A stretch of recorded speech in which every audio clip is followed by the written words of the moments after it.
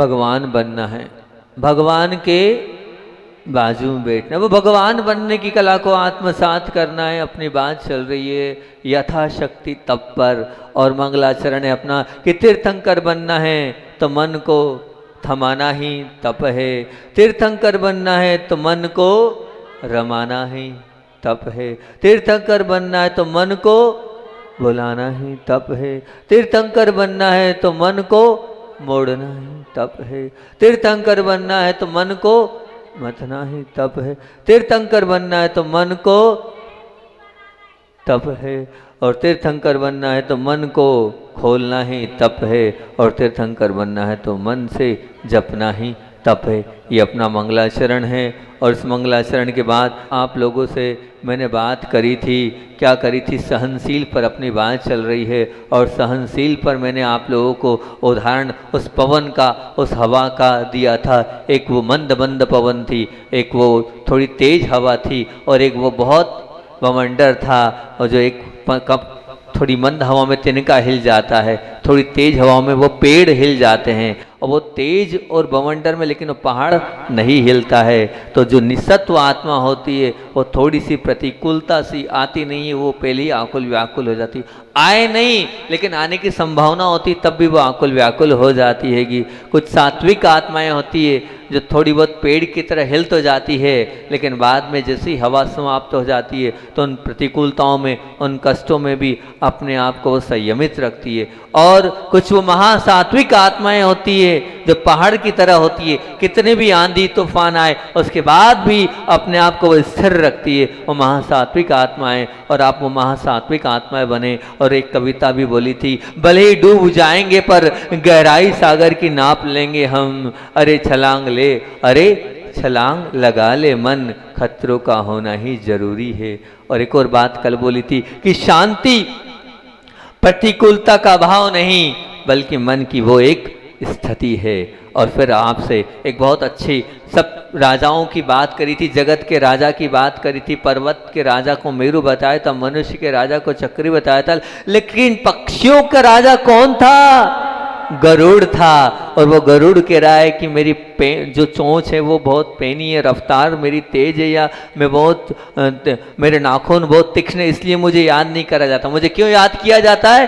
क्योंकि मैं उस तूफान के जालिम पवन के बीच भी, मूसलाधार वर्षा के बीच भी, चारों तरफ मांडर जो बादल मंडरा उनके बीच भी अपने लक्ष्य को, अपने गंतव्य को, अपने अभियान को प्राप्त कर लेता हूँ। इसलिए मैं पक्षियों का राजा हूँ। आप भी राजा बन सकते हो। कब? जब वो आंधी तूफान, कौन से पीड़ाओं के, कष्ट के आंधी तूफान के बीच भी अगर आप अपने लक्ष्य को नहीं भूलोगे और पहुंच जाओगे तो निश्चित आप भी पहुंच जाओगे। कहाँ? उस राजा की हैसियत पर। उसमें एक ही बात बोली थी कि जब मैं कष्ट में रहकर राजा बना हूँ तो तुम तो इंसान हो, अगर तुम कष्टों को और पवित्रता की संगति में रहोगे तो निश्चित भगवान बन जाओगे। और फिर मैंने हीरे की बात भी करी थी कि वो हीरा क्या था? हीरा वो कीमती जरूर है, लेकिन क्यों कीमती है? क्योंकि वो कैसा होता है, कितनी भी तेज आए, कितनी भी गर्म धूप हो, लेकिन वो हीरा कभी गर्म नहीं होता है। इसलिए अपेक्षा टूट जाए,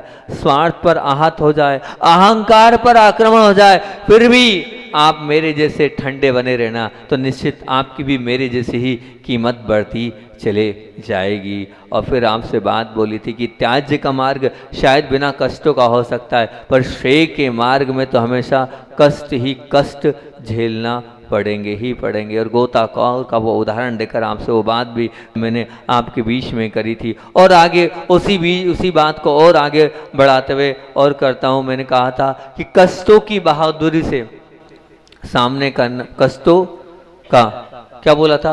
बहादुरी से सामना करने वाले के सामर्थ्य जो होती है वो सबसे उत्कृष्ट सामर्थ्य होती है। पीठ पर लदा बोझ, पीठ पर लदा बोझ कम करने की बजाय पीठ को अगर आपने सुदृढ़ बना लिया तो वो प्रयास आपका सफलकाली रहेगा। पीठ पर वजन कम मत करो, बल्कि पीठ को आप क्या बनाओ? पक्की बनाओगे तो वो प्रयास आपका सफलदायी प्रयास रहेगा। अनुभव की एक बात समझा रहा हूँ कि क्या कह रहा हूँ, वास्तव में कष्ट उतने भयंकर नहीं होते। क्या बोल रहा हूँ? पीड़ाएं इतनी भयंकर नहीं होती, कष्ट इतने भयंकर नहीं होते। जितनी हमारी उन कष्टों के प्रति कल्पना हो जाती है, कल्पना हमें उन कष्टों को, उन पीड़ाओं को और भयंकर बना देते हैं। मतलब तकलीफ ज़्यादा बड़ी नहीं है, लेकिन तकलीफ की जो कल्पना है वो कल्पना बहुत भयंकर होती है। उस कल्पना से हम अपने जीवन को और नीचे की ओर ले जाते हैं। एक कवि ने बहुत अच्छी कविता लिखी है कि आगे से कठिन लगे पहाड़ चढ़ना जैसे, आगे से कठिन लगे पहाड़ चढ़ना जैसे, और चढ़ने के बाद छोटा दिखे भारी दुख भी वैसे। और चढ़ने के बाद छोटा दिखे भारी दुख भी वैसे। वास्तविकता यह है कि पहाड़ पर इतने ऊपर पहुंच जाइए कि तलहटी पर स्थित बड़े बड़े पत्थर भी आपको छोटे छोटे कंकर जैसे लगने लगेंगे, लेकिन वो पहाड़ तो आपको तकलीफ के साथ ही चढ़ना पड़ेगा। पहाड़ तो आपको जो है कैसे चढ़ना पड़ेगा कि बड़ी मुश्किल से ही चढ़ना पड़ेगा।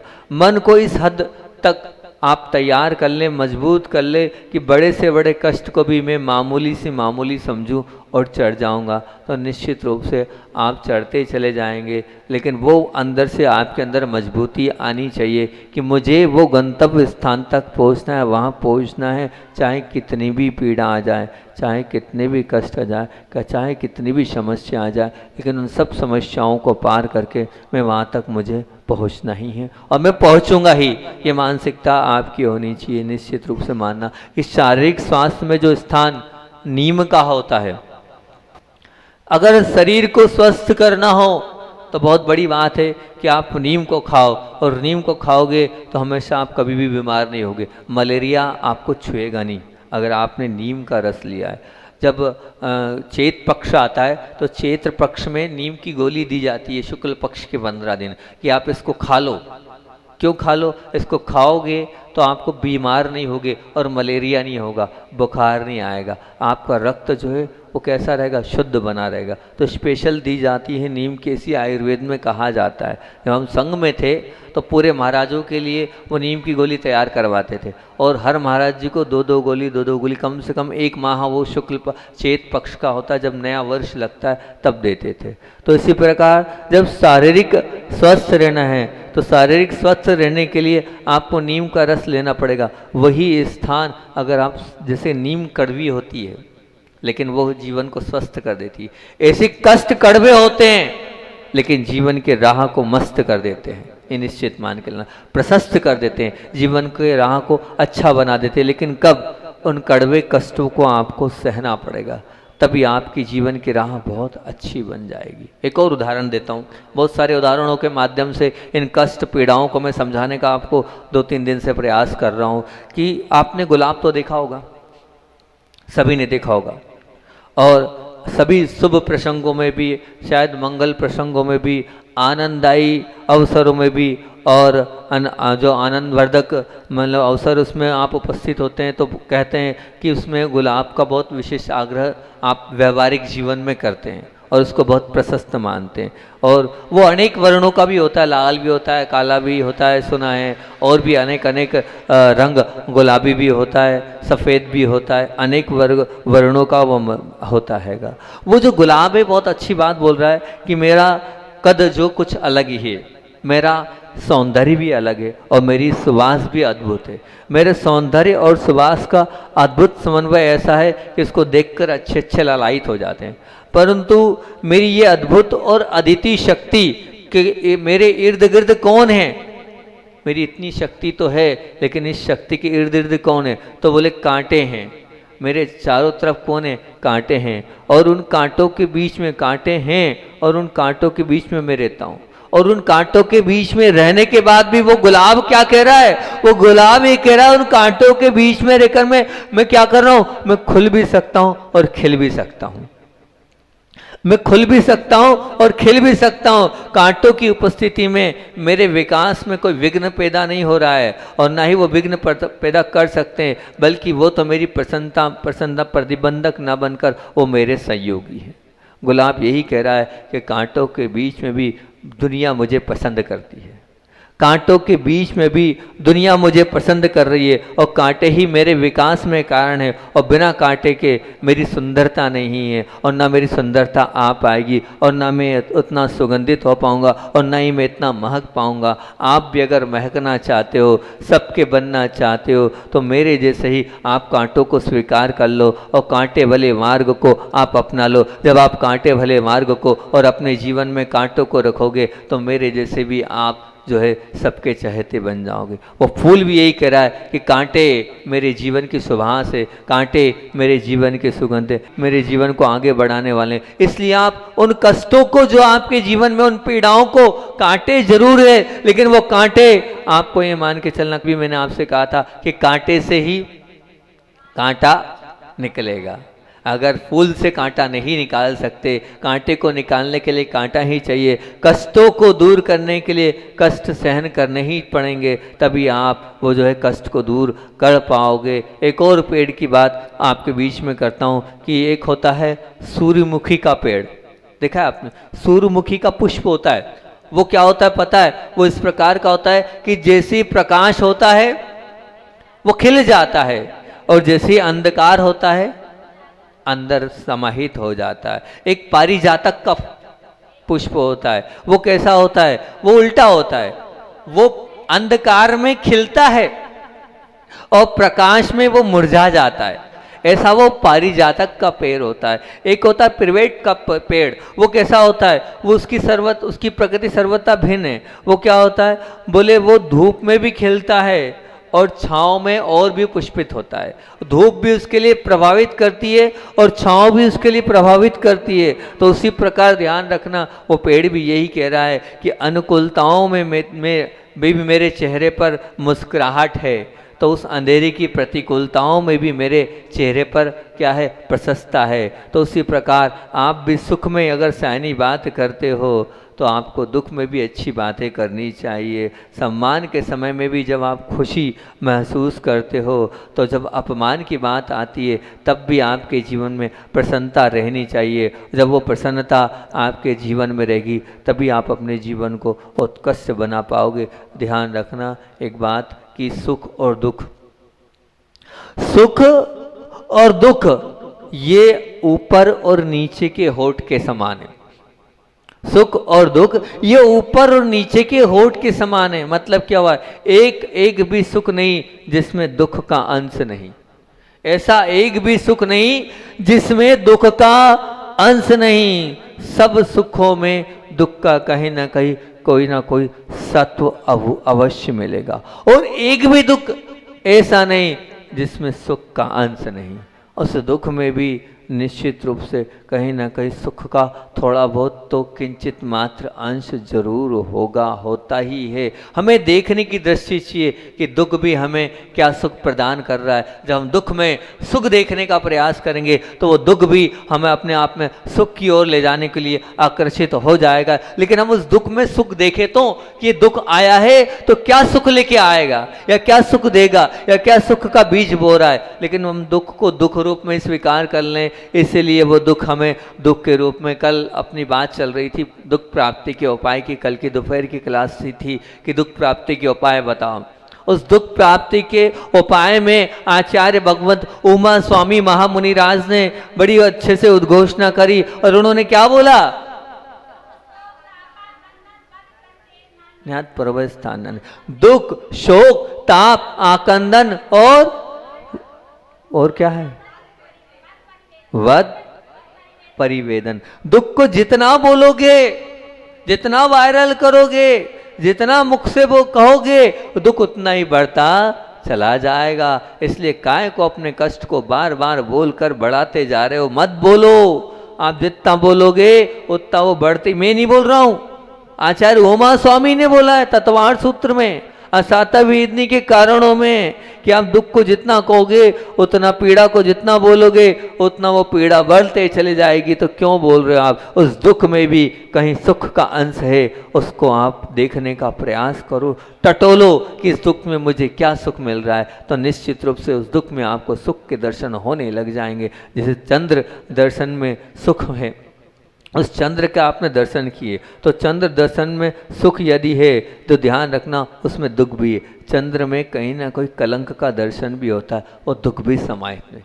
कभी भी चंद्र पूर्ण होता ही नहीं है, कहीं ना कोई कालिमा से वो कलंकित होता ही है, निश्चित मान के चलना। और अमावस्या के अगर दुख में आपको लग रहा है वो अमावस्या की काली रात है, लेकिन उस दुख में भी अगर आप दर्शन करोगे तो दर्शन हो सकते हैं सुख के, तारों के दर्शन हो सकते हैं। देखने वालों चाहिए, उस काली अमावस्या में भी तारों की वो चमक देख लेगा, वो तारे भी चमकेंगे तो सुख का दर्शन का समा सकते हैं। तो इसीलिए आप देखो, आपके दुख में भी कहीं ना कोई सुख नज़र आएगा। मेरा आपसे यही कहना है कि दोनों होठों को जब तक आप स्वीकार नहीं करोगे, जब तक आप बोल नहीं पाओगे, दोनों कोई एक होठ से बोल के बता दे, या कोई बैठा हो और एक होठ से बोल के बता दे, कोई एक होठ से बोल कर नहीं बता पाएगा। बस उसी प्रकार ध्यान रखना, इस जीवन में अगर जीना है तो ये होठ की तरह ही सुख दुख है। ऊपर वाला होठ सुख है तो नीचे वाला होठ दुख है। अब ये सुख और दुख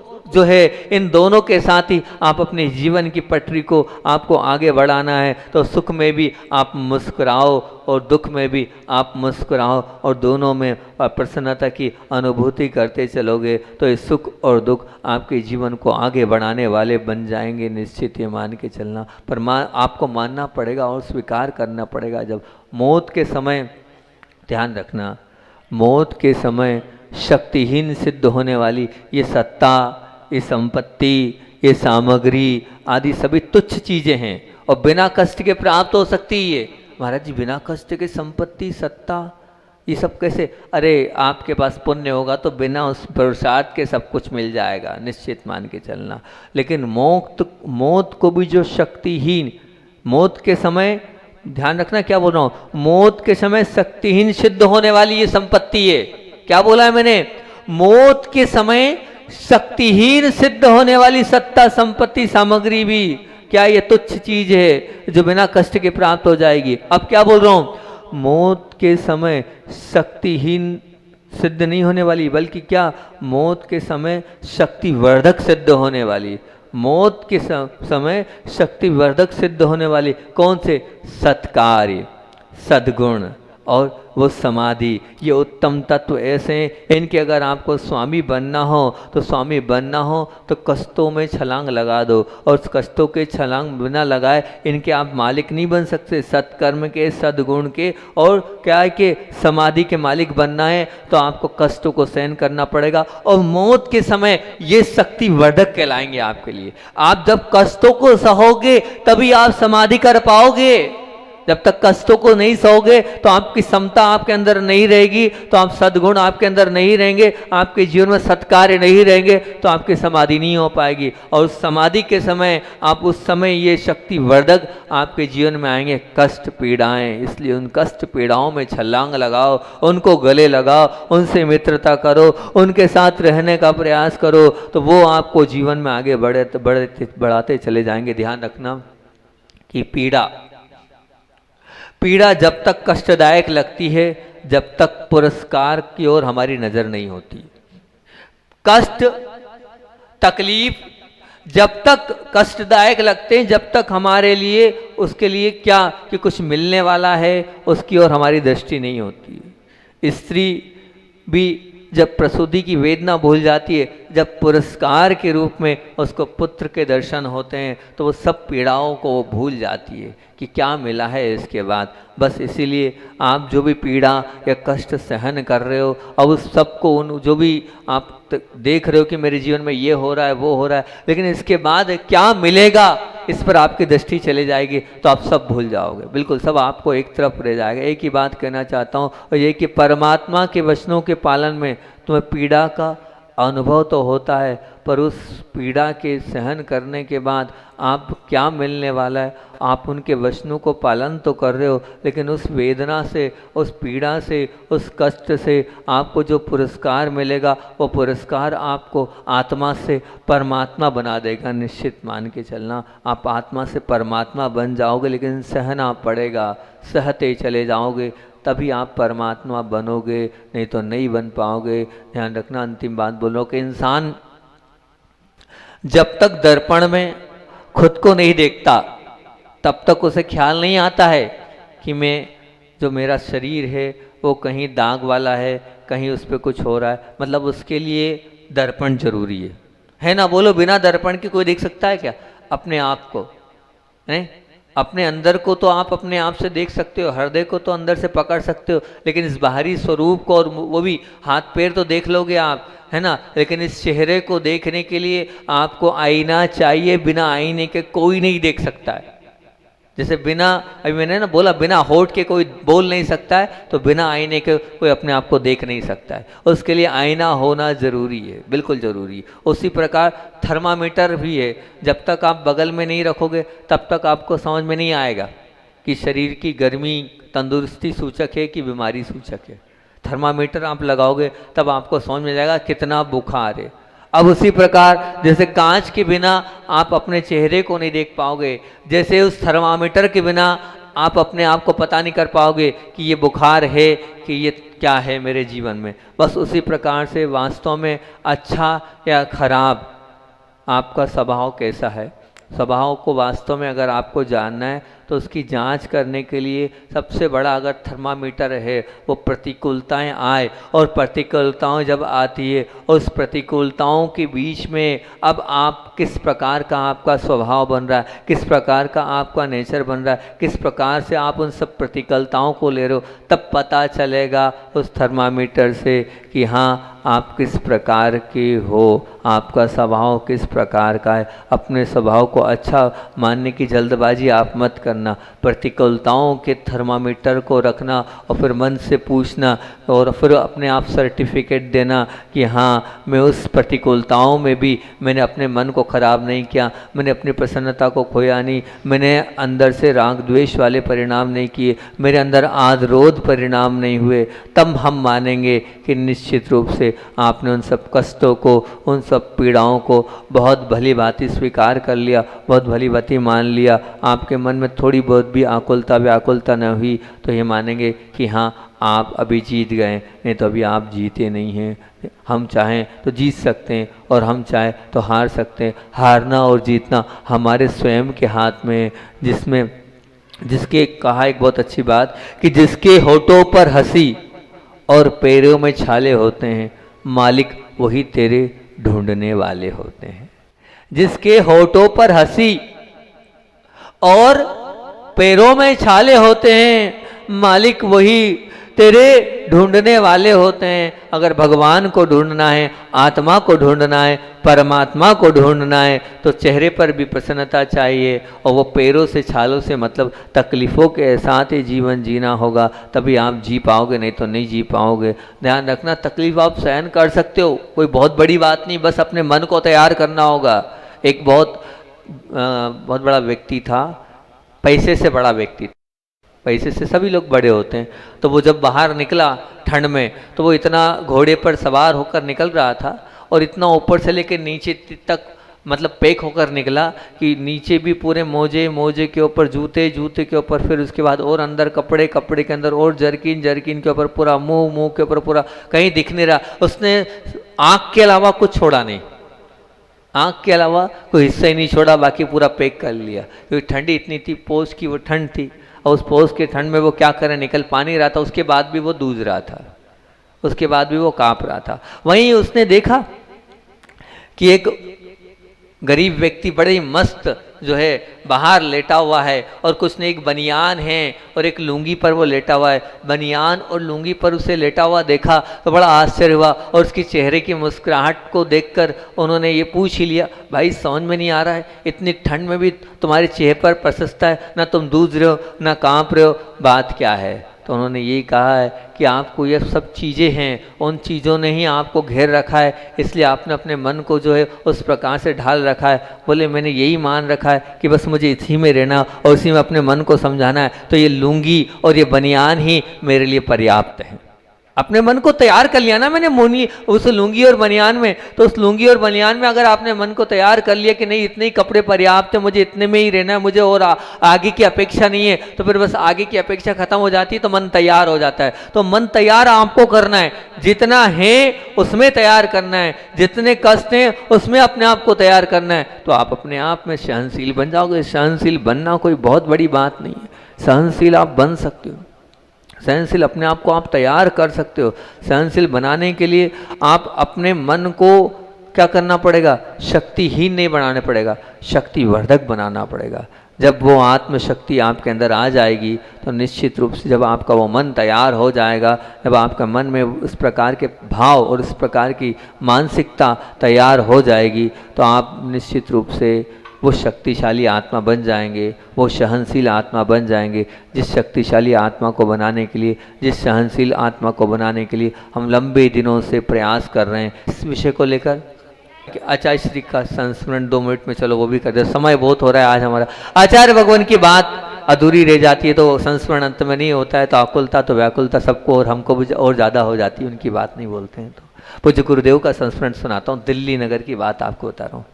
आप बोलोगे आचार्य जी हमारे दिल्ली नहीं गए, आप दिल्ली की बात बता रहे हो। हाँ, गुरुदेव गए हो ना गए हो, लेकिन उनके शिष्य तो दिल्ली तक पहुँचे हैं। और प्रणम्य सागर जी और चंद्र सागर जी महाराज जी दिल्ली में महती प्रभावना उन्होंने करी, और इसी बीच वहाँ एक महाराज जी अन्य संघ के थे, बहुत अस्वस्थ थे।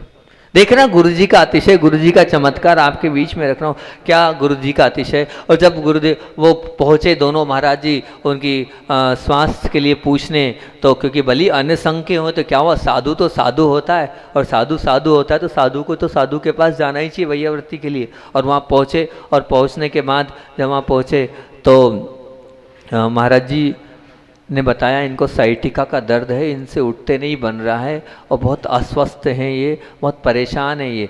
तो प्रणम्य सागर जी महाराज जी ने उनसे ये बोला, अरे आप विकल्प नहीं करो, आप तो आंख बंद करो और आचार्य श्री को नमोस्तु करो, भावपूर्वक नमोस्तु करो, वहाँ से आशीर्वाद आ रहा है, नमोस्तु करो, हम नमोस्तु करा रहे हैं। और उन्हें भावपूर्वक बहुत अच्छे से, उनसे उठते नहीं बन रहा था, कमर में इतना दर्द था, उन्होंने बहुत भावपूर्वक आचार्य श्री की जयकारा बोली और नमन किया बारंबार, नमोस्तु भगवान आशीर्वाद दो, मैं ठीक हो जाऊँ, आशीर्वाद दो ठीक हो जाऊँ।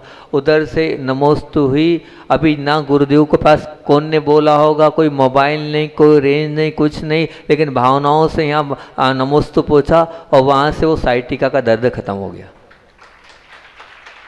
और वो उठ के बैठ गए, वो दर्द खत्म हो गया, वो उठ के बैठ गए। ये साक्षात महाराज जी ने चमत्कार बताया। तो आप समझे, जब गुरुदेव को दूर से ही नमोस्तु करने में अगर भावपूर्वक आपने कर दिया, तो आपके सब जितने भी कष्ट हैं, पीड़ा है, वो सब दूर हो जाएगी, और हम सबकी पीड़ा और कष्ट दूर हो। इसी भावना से बोले आचार्य वन विद्यासागर जी महामुनि राज की जय।